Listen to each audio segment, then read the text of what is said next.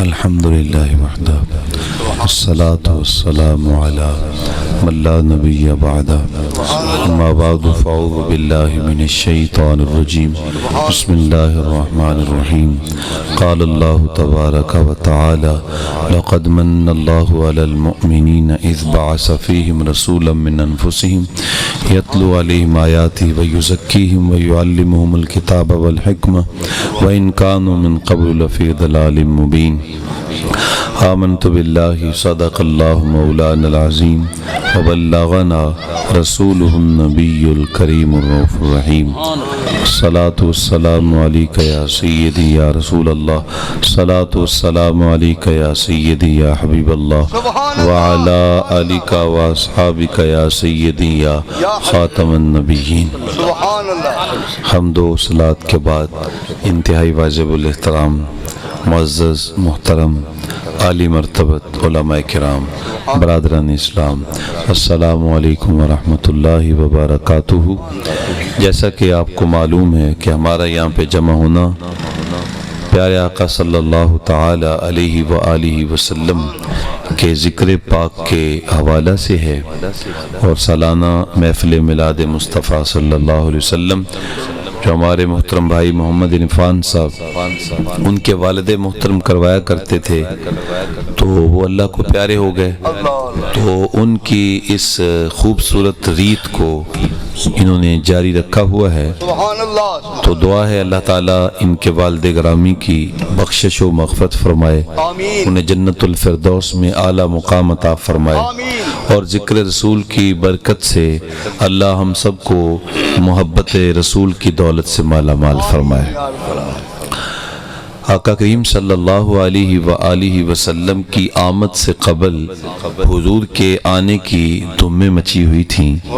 ہر نبی حضور کے آنے کی بشارت دیتا تھا اور حضور کی آمد کی خبر دیتا تھا، حتیٰ کہ حضور کی آمد سے 2775 سال قبل حضرت ابراہیم علیہ السلام خانہ کعبہ کی تعمیر کرتے ہیں، اور پھر اللہ کی بارگاہ میں ہاتھ اٹھاتے ہیں، عرض کرتے ہیں مالک تیرا گھر کعبہ تو بنا دیا ہے، اب اس کو آباد کرنے والا پیارا محمد بھی بھیج دینا۔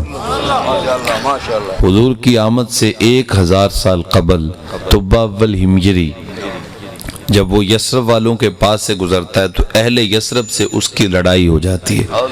وہ کہتا ہے میں تمہاری اینٹ سے اینٹ بجا دوں گا، تو اہل یثرب کہتے ہیں خدا را ہمیں کچھ نہ کہنا، ہم صرف اپنی ان ذاتوں کے لیے سانسیں نہیں لے رہے، ہم تو کسی محبوب کی آمد کا انتظار کر رہے ہیں۔ ہم نے اپنی کتابوں میں پڑھا ہے کہ نبی آخر الزمان ہجرت کر کے اس سرزمین پہ قدم رنجہ فرمائیں گے، ہم اس لیے بیٹھے ہیں کہ جب وہ محبوب آئیں گے تو ہم ان کا دیدار کریں گے اور ان کا کلمہ پڑھ کے ان کے غلام بن جائیں گے۔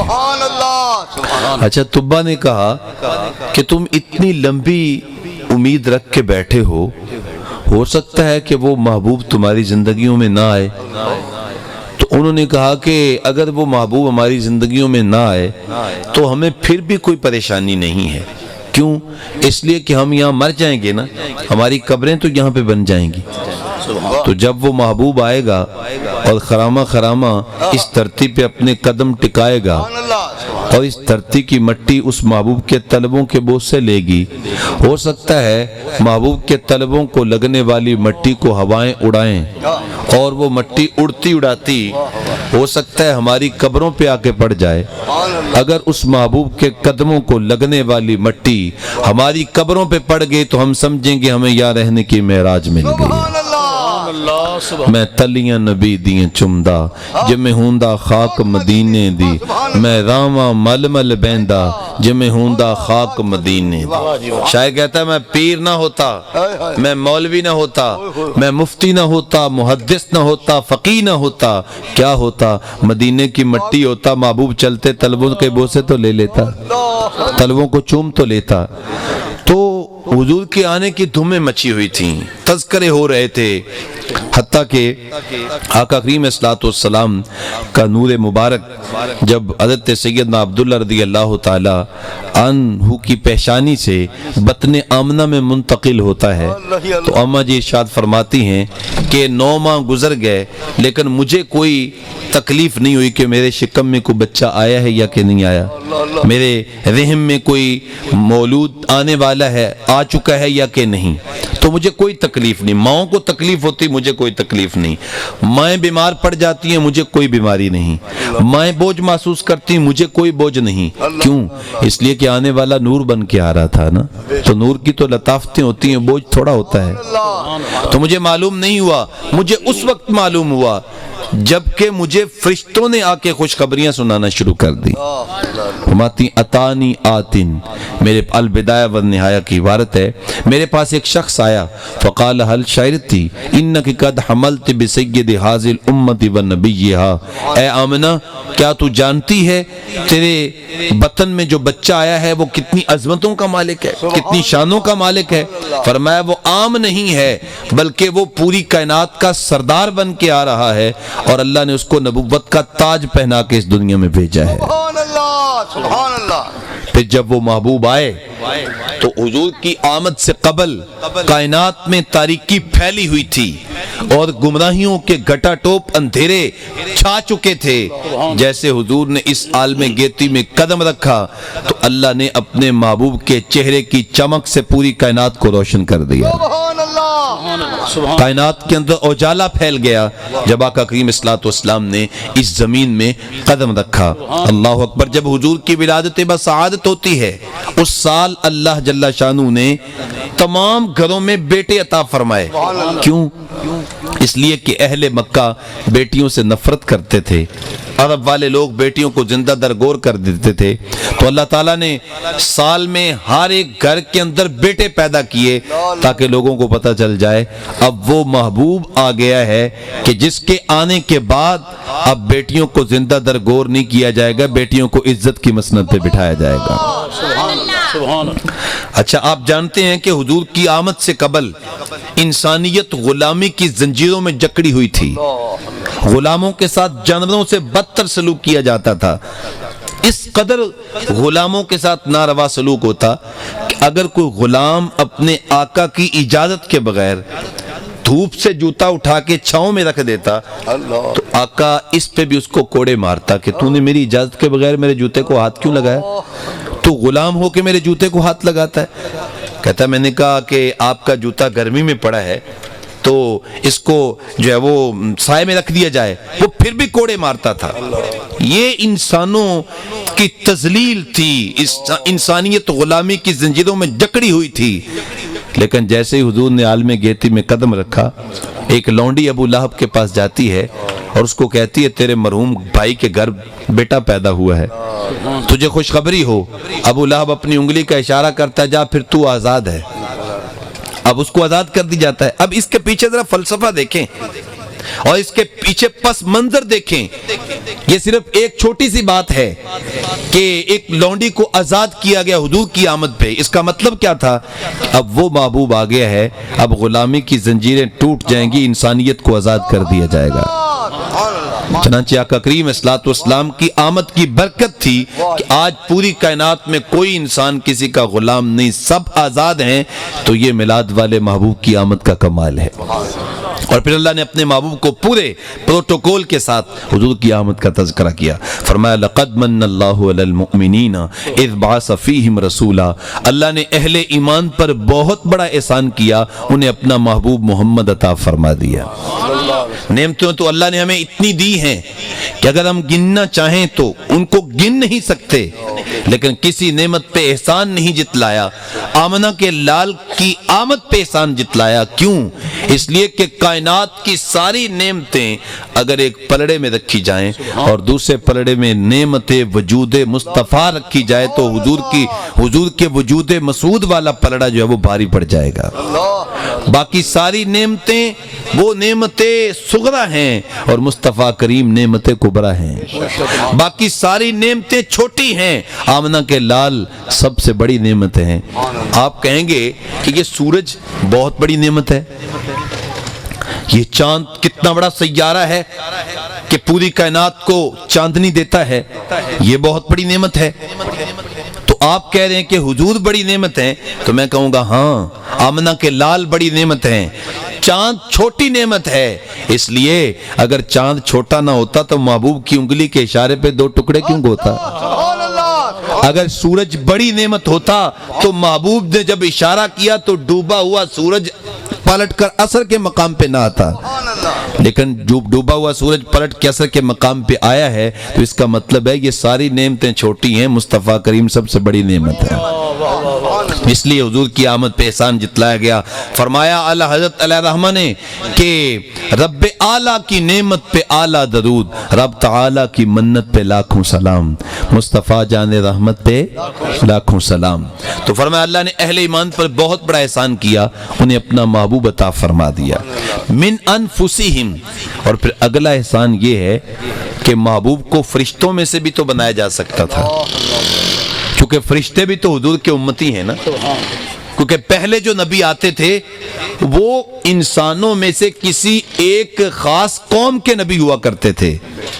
اللہ اکبر، لیکن آقا کریم صلی اسلام جب آئے تو حضور صرف انسانوں کے نبی نہیں ہیں، بلکہ جس کا میرا اللہ رب ہے اس کے محمد نبی بن کے تشریف لائے۔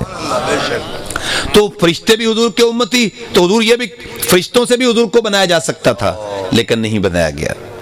جنات میں سے پیدا کیا جا سکتا تھا، لیکن جنات میں سے نہیں بنایا۔ تو فرمایا انسانوں تم پہ میرا یہ بھی احسان ہے کہ میں نے اپنے محبوب محمد کو تم میں سے بنایا ہے، من انفسہم، انسانوں میں سے محبوب بھیجا گیا۔ اچھا، ایک اس کی قرات یہ ہے من انفسہم، ایک قرات علماء نے اس کی من انفاسہم بھی پڑھا ہے، من انفاسہم۔ انفاسہم کا مطلب یہ ہے کہ محبوب ہے انسانوں میں سے، محبوب انسانوں میں سے پیدا کیا گیا ہے، لیکن کائنات میں سب سے زیادہ عظمتیں آمنہ کے لال کو دی گئی۔ سبحان اللہ، یہ تم میں سب سے زیادہ، یہ نفیس انفس من انفس جو ہے یہ نفیس سے نکلے گا، کہ یعنی نفیس ترین ہیں، عظمتوں والے ہیں، شانوں والے ہیں، اور جتنی عظمتیں، جتنی شانیں، جتنی رفعتیں، جتنے مقام و مراتب حضور کو دیے گئے، کائنات میں کسی اور کو نہیں دیے گئے۔ مثلا ایک مثال آپ کے سامنے عرض کرتا ہوں، پوری کائنات اللہ کو راضی کرتی ہے، چاہے کوئی غوث ہے، قطب ہے، ابدال ہے، نبی ہے، رسول ہے، سب اللہ کو راضی کرتے ہیں۔ حضرت موسیٰ علیہ السلام کوہ طور پہ پہنچے جلدی جلدی، اللہ نے ارشاد فرمایا میرے کلیم جلدی کیوں آئے ہو؟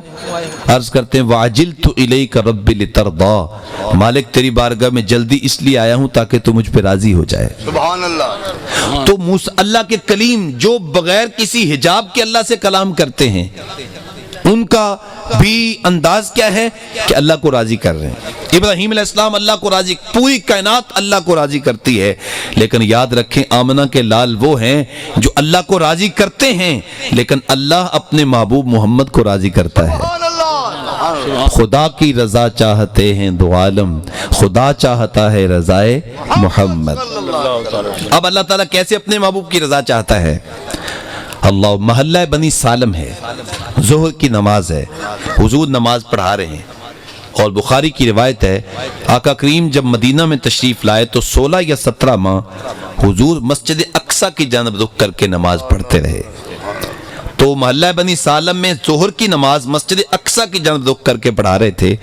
خاطر آتر میں خیال آیا کہ اگر میرا قبلہ مسجد اقصیٰ کی بجائے مسجد حرام ہو جائے تو کیا کہنا؟ سبحان اللہ، اس چیز کے پیش نظر آقا کریم صلی اللہ علیہ وسلم اپنا چہرہ مبارک آسمان کی جانب اٹھا رہے تھے اور آسمان کی طرف دیکھ رہے تھے۔ اللہ جل شانہ نے ارشاد فرمایا محبوب قد نرا تقلب وجہک فی السماء، تو ہماری جانب اپنا چہرہ انور جو اٹھا کے دیکھ رہا ہے تو صرف تو ہی نہیں دیکھ رہا، ہماری نگاہ قدرت بھی تو تیری طرف لگی ہوئی ہے، ہم تجھے دیکھ رہے ہیں، ہم تیرا آسمان کی جانب رخ انور کرنا ہم دیکھ رہے ہیں، ملاحظہ کر رہے ہیں۔ اللہ اکبر، کیا پروگرام ہے؟ قبلہ بدلنا ہے، ہاں مالک قبلہ بدلنا ہے، قبلہ بدلنا ہے۔ سبحان اللہ، اب دیکھیے قبلہ بدلنا ہے اور بدلنا بھی نماز کے اندر ہے۔ ہماری کیفیت یہ ہے کہ ہم نے اگر نماز کا وقت بدلنا ہو تو ایک دن پہلے بتانا پڑتا ہے کہ میاں کل نماز عصر اتنے ٹائم پہ ہوگی. اگر بتائے بغیر بدل دیں تو لوگ جو ہے وہ سینے کو آتے ہیں کہ جناب ہم تو پچھلے ٹائم کے لحاظ سے آئے تھے اور آپ نے ٹائم تبدیل بھی کر دیا, ہمیں بتایا نہیں. تو ہم نے نماز کا وقت بدلنا ہو تو ایک دن پہلے بتاتے ہیں, اور یہاں تو قبلہ بدلنا تھا. جب قبلہ بدلنا تھا تو مالک نے فرمایا محبوب قبلہ بدلنا ہے. عرض کی ہاں مالک قبلہ بدلنا ہے. تو فرمایا پھر دیر کیوں کرتے ہو, ابھی بدل لو. عرض کی مالک ابھی 2 رکھتے ہوئی ہیں, 2 باقی ہیں, تیری نماز تو پوری ہو لے. فرمایا محبوب اب میری نماز بعد میں پوری ہوگی, پہلے تیری مرضی پوری ہوگی. می بریا کستوریاں دا جدو یار نچوڑیاں زلفاں, سائم قبلہ اودے بنیا جدے یار نے موڑیاں زلفاں. سبحان اللہ سبحان اللہ. تو اللہ تعالیٰ جل شانہ نے فرمایا من انفاسہم, کہ یہ جو محبوب تمہارے پاس آ رہے ہیں یہ کائنات میں سب سے نفیس ترین ہیں, اعلیٰ ہیں, افضل ہیں. جس کو اعلیٰ حضرت نے یوں بیان کیا, سب سے اولا و اعلیٰ ہمارا نبی, سب سے بالا و والا ہمارا نبی, اپنے مولا کا پیارا ہمارا نبی, دونوں عالم کا دولہ ہمارا نبی. ملک کونین میں انبیاء تاجدار, تاجداروں کا آقا ہمارا نبی. تو فرمایا لقد من اللہ علی المؤمنین اذ بعث فیہم رسولا من انفسہم. فرمایا یہ جو میں نے تمہیں محبوب عطا کیے ہیں یہ ان میں سب سے زیادہ نفیس ترین ہیں. سبحان اللہ سبحان اللہ. اچھا اب محبوب آئے کیوں ہیں, محبوب کی آمد کا مقصد کیا ہے, محبوب کس لیے آئے؟ فرمایا یتلو علیہم آیاتہ, محبوب کی آمد کا مقصد یہ ہے کہ محبوب قرآن مجید کی آیات کی تلاوت کرنے کے لیے آئے ہیں. تو حضور کی بعثت کا پہلا مقصد قرآن مجید کی تلاوت ہے. جس محبوب کے میلاد میں آئے ہو, جس محبوب کی محبت میں آج یہاں پہ جمع ہوئے ہو, ہمارے پاس تھوڑی سی زندگی ہے, جیسے یہ سورج درد غروب سے زرد ہو رہا ہے تو اسی طریقہ سے ہماری زندگی کا سورج بھی غروب ہونے کو ہے.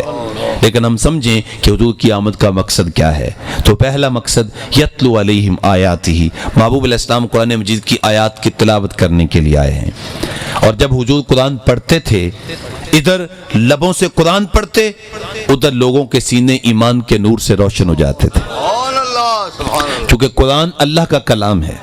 آقا کریم صلی اللہ علیہ وسلم کی تلاوت جب لوگ سنتے تھے تو مسلمان ہو جاتے, حتیٰ کہ جنات بھی جب حضور کا کلام سنتے تھے, قرآن مجید حضور کی زبان سے سنتے, تو جنات کے لبوں پہ بھی کلمہ جاری ہو جایا کرتا تھا. آقا کریم طائف کی بستی سے جب واپس پلٹے, وادی نخلہ میں قرآن مجید کی تلاوت کر رہے تھے کہ جنات کی ایک جماعت گزری, نفر قرآن نے اس کو کہا, نفر جماعت گزری. تو حضور نماز پڑھا رہے ہیں, استمع, انہوں نے غور سے سنا قرآن پاک کو. غور ایک ہوتا ہے سما, سما کا مطلب ہوتا ہے کہ کچھ لوگ ہو سکتا ہے پیچھے کھڑے ہوں, میری بات ان کے کانوں تک تو جا رہی ہے لیکن وہ ہو سکتا ہے اس میں غور نہ کر رہے ہوں, اس کو سما کہتے ہیں. یعنی آواز تو آ رہی ہے لیکن غور سے نہیں سنا جا رہا کہ کیا ہے. ایک ہوتا ہے استماع, کہ صرف آواز نہ آ رہی ہو, بندہ اس کو غور سے سن رہا ہو. تو ادھر آقا کریم قرآن پاک کی تلاوت کر رہے ہیں, ادھر جنات قرآن غور سے سن رہے ہیں, غور سے. اس کا مفہوم کیا ہے, اس کا مطلب کیا ہے؟ اللہ اکبر. جب انہوں نے سنا نا, قالوا انا سمعنا قرآنا عجبا یہدی الی الرشد فآمنا بہ, جب قرآن مجید کے الفاظ کا نور ان کے سینوں میں اترا, جب غور سے سنا تو ان کے سینے روشن ہو گئے. جنات قرآن مجید پر ایمان لے آئے اور حضور کا کلمہ پڑھ کے حضور کے غلام بن گئے. اور صرف غلام ہی نہیں بنے بلکہ جب اپنی بستی میں واپس پلٹ کے گئے تو قرآن کے مبلغ بھی بن گئے. قرآن پاک کی تبلیغ بھی کرنے لگ گئے جنات کے پاس جا کے. اللہ اکبر. انہوں نے قرآن مجید کو غور سے سنا. تو جب قرآن غور سے سنتے ہیں تو پھر اس کے اثرات دل پہ مرتب ہوتے ہیں.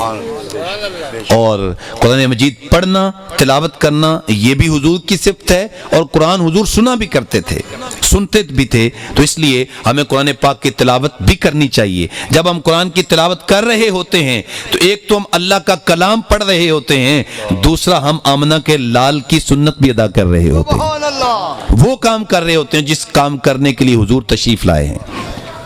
اچھا آپ کی توجہ ہو میری طرف. آج کل لوگ बड़ी शिकायत करते हैं जी घर में जिन्नात आ गए हैं जी, साया हो गया है जी, जादू हो गया है, टोना हो गया है।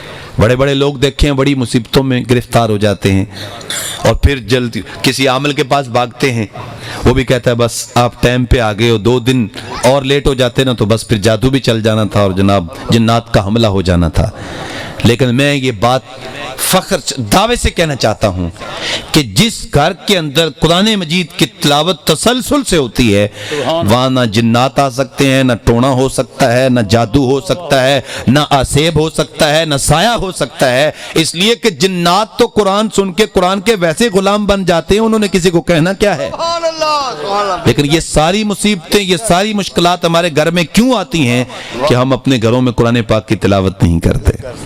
तो इसलिए फरमाया यतलू अलैहिम आयाती, महबूब अलैहिस्सलाम की आमद का पहला मकसद हुजूर कुरान पाक की तिलावत करने के लिए। इसलिए अल्लामा इकबाल रहमान ने फरमाया था कि जो शख्स कुरान मजीद सिर्फ नाज़रे पढ़ता है, उसकी तिलावत कर रहा होता है और तसलसल से करता है, तो उसके सीने का ताल्लुक रसूलुल्लाह के कल्ब से जुड़ जाता है। चूँकि कुरान मजीद हुजूर के सीना अतर पे नाजिल हुआ और हुजूर उसकी तिलावत करने के लिए तशरीफ लाए, तो इसलिए हमें चाहिए कि हम कुरान मजीद की तिलावत को अपनी जिंदगी का शियार बनाएं। सहाबा कराम रोजाना तकरीबन 7-7 पारे अक्सर सहाबा कुरान पाक की तिलावत करते थे।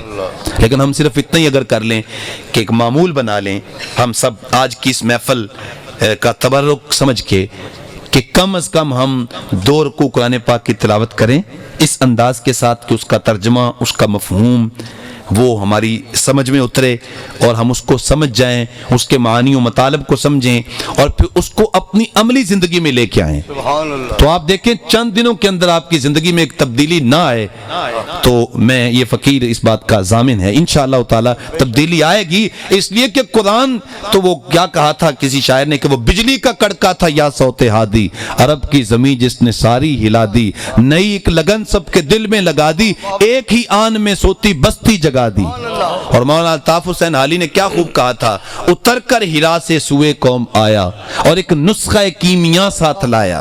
एक नुस्खा कीमिया उस बूटी को कहते हैं जिसको अगर तांबे के साथ रगड़ा जाए तो तांबा सोना बन जाता है।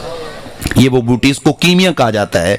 तो कुरान मजीद फुरकान हमीद की आमद से कबल, रसूलुल्लाह की आमद से कबल लोगों के दिल लोहे से भी ज्यादा सख्त हो चुके थे, लेकिन हुजूर ने कुरान मजीद की ऐसी कीमियाई तिलावत की जो लोहे से सख्त दिल थे उनको सोने से ज्यादा कीमती बना दिया। इसलिए कहा उतर कर हिरा से सुए कौम आया, एक नुस्खा कीमिया साथ लाया, अरब जिस पे करनो पे था जहल छाया, पलट दी एक आन में उसकी काया।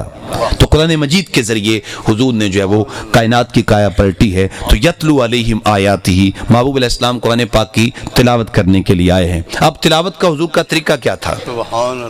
आका करीम सल्लल्लाहु की तिलावत के मुतालिक हज़रत उम्मे सलमा बयान फरमाती हैं कि हुजूर एक एक आयत करके तिलावत करते थे। मसलन पढ़ के दिखाया, अल्हम्दुलिल्लाहि रब्बिल आलमीन अर्रहमानिर रहीम मालिकी यौमिद्दीन इय्याका नअबुदु व इय्याका नस्तईन। एक एक आयत करके हुजूर तिलावत करते थे। अगर कोई कारी साहब सूरत फातिहा को एक ही सांस में पढ़ दें जायज़ तो हो सकता है, लेकिन रसूलुल्लाह का तरीका ये नहीं है। क्योंकि जब एक एक आयत करके पढ़ी जाती है तो फिर उसके असरात दिल पे उतरते हैं, फिर वो दिल के ऊपर तासीर पैदा होती है कुरान मजीद की जब हम उसको एक एक आयत करके पढ़ते हैं। फिर आका करीम सल्लल्लाहु अलैहि वसल्लम जब रहमत की आयत पढ़ते तो पढ़ के आगे नहीं गुजर जाते थे, बल्कि झोली फैला के अल्लाह से रहमत की भीख मांगते थे। और फिर अल्लाह ने इतनी रहमतें अता फरमाई, फरमाया वमा अरसलनाका इल्ला रहमतल लिल आलमीन, महबूब अब मैंने तुझे सरापा रहमत बना दिया है, पूरी कायनात के लिए रहमत बना दिया। और जब हुजूर अजाब की आयत की तिलावत करते तो फिर आप सल्लल्लाहु अलैहि वसल्लम वहां पे जहन्नम से पनाह मांगते। और जिस किसी आयत पे आका करीम सल्लल्लाहु अलैहि वसल्लम पे गिरिया तारी हो जाता, आंसू निकल आते, चूंकि हुजूर का फरमान है ना कि कुरान रातों की तन्हाइयों में उठ उठ के पढ़ा करो, और फरमाया कुरान पढ़ते हुए रोया करो, और अगर रोना ना आए तो कुरान पढ़ते हुए रोने की कोशिश किया करो। हुजूर दाता साहब रहमतुल्लाह अलैह से किसी मुरीद ने सवाल किया था, हजरत अगर कोशिश करने से भी रोना ना आए तो फिर क्या करें? फरमाया अपने मुकद्दर पे रोया करो। کہ قرآن پڑھ کے بھی تمہارے دل کے اندر گداز پیدا نہیں ہوتا، نرمی پیدا نہیں ہوتی، تو تمہارا دل نرم کب ہوگا؟ تو اس لیے آقا کریم صلی اللہ تعالی علیہ وسلم جب کسی ایسی آیت سے گزرتے جس پہ حضور کے اوپر گریہ طاری ہو جاتا تو اس کو حضور بار بار پڑھتے تھے، بار بار اس کی تلاوت کرتے تھے۔ اچھا، ایک دن ایسا ہوا آقا کریم صلی اللہ علیہ وسلم تلاوت کر رہے تھے کہ ایک آیت ہے، ان تعذبہم فانہم عبادک وان تغفر لہم فانک انت العزیز الحکیم، کہ مالک اگر تو، عیسیٰ علیہ السلام نے اپنی قوم کے بارے میں اللہ کی بارگاہ میں عرض کی تھی کہ مالک اگر تو ان کو عذاب دے تو یہ تیرے بندے ہیں، اور اگر تو ان کو معاف کر دے تو تو بڑا مہربان ہے۔ اس آیت پہ جب حضور پہنچے تو زاروں قطار آنسو بہانا شروع کر دیے، مسلسل گریہ، رات کی تنہائی تھی اور محبوب تھے اور آہوزاری تھی۔ اللہ اکبر، جب حضور مسلسل روئے نا تو اللہ کا دریائے رحمت جوش میں آ گیا، کہا جبریل جی رب جلیل جاؤ میرے محبوب سے پوچھ کے آؤ محبوب رونے کا سبب کیا ہے۔ حالانکہ اللہ تعالیٰ کو معلوم تھا، لیکن یہ محبوب کا پروٹوکول ہے۔ جبریل حاضر ہوئے، عرض کیا محبوب، مالک فرماتا ہے محبوب آپ کے گریہ کا سبب کیا ہے؟ تو سنیے حضور نے کیا ارشاد فرمایا۔ حضور ارشاد فرمایا کہ جبریل مجھے میری امت کا غم رلاتا ہے کہ میری امت کے ساتھ کیا ہوگا۔ یار پیار تو ماں بھی بہت کرتی ہے، پیار تو باپ بھی بہت کرتا ہے۔ آج آپ بازار جائیں تو کوئی چیز شاید خالص ملے، لیکن والدین کا پیار آج بھی خالص ہے۔ لیکن یاد رکھو مصطفیٰ کریم ہمیں ہمارے ماں باپ سے بھی زیادہ پیار کرتے ہیں، حضور ہمیں ہمارے والدین سے بھی بڑھ کے پیار کرتے ہیں۔ تو حضور فرمایا جبریل مجھے یہ مسئلہ ہے کہ میری امت کا کیا بنے گا۔ تو جبریل گئے اللہ کی بارگاہ میں کہ مالک محبوب اس وجہ سے رو رہے ہیں، تو فرمایا جاؤ محبوب کو دوبارہ میرے محبوب کے پاس جاؤ اور میرا پیغام لے کے جاؤ۔ پیغام کیا ہے؟ جبریل حاضر ہوئے، عرض کرتے ہیں محبوب، مالک فرماتا ہے محبوب اب گریہ ختم کر دو، اب رونا بند کر دیں، رہا آپ کی امت کا مسئلہ، انا سنردیک فی امتک ولا نسوءک، محبوب تجھے امت کا مسئلہ ہے نا، کل قیامت کے دن محبوب میں رب ہو کے وعدہ کرتا ہوں امت کے بارے میں تجھے راضی کر دوں گا۔ سبحان اللہ، سبحان اللہ، جیسے تو کہتا چلا جائے گا میں رب ہو کے ویسے ہی کرتا چلا جاؤں گا۔ تو یہ حضور کی ہمارے ساتھ محبت اور آقا کریم اسلام کا ہمارے ساتھ پیار اور حضور کی جو ہمارے ساتھ چاہتوں کا رشتہ ہے اس کو کسی ترازو میں نہیں تولا جا سکتا۔ آؤ وقت چکے سمٹ گیا، یہ میں آخری لفظ یہی کہہ رہا ہوں، اگر زندگی کا جمال چاہتے ہو، اگر زندگی کا حسن چاہتے ہو، اگر اس زندگی اور آخرت کی زندگی میں کامیابی چاہتے ہو تو مصطفیٰ کریم کے دامن سے لپٹ جاؤ، حضور کے قدموں سے لپٹ جاؤ۔ لپٹا جو دامن مصطفیٰ سے وہ یگانہ ہو گیا، جس کے حضور ہو گئے اس کا زمانہ ہو گیا۔ سبحان اللہ، سینے میں رسول اللہ کا پیار، لبوں پہ قرآن مجید کی تلاوت، یہ دو چیزیں ایسی ہیں جو ہمیں زندگی کا حسن دیتی ہیں، زندگی کا جمال دیتی ہیں۔ تو ویسے تو اس آیت میں 4 حضور کی آمد کے مقاصد بیان کیے گئے تھے، لیکن میں پہلا مقصد بھی تفصیل سے بیان نہ کر چکا اور وقت سمٹ گیا۔ کار ماں آخر شدو، آخر زماں کار نشد، مشتقا کے ماں غبار کوچا یار نشد، و آخر دعوانا الحمدللہ رب العالمین۔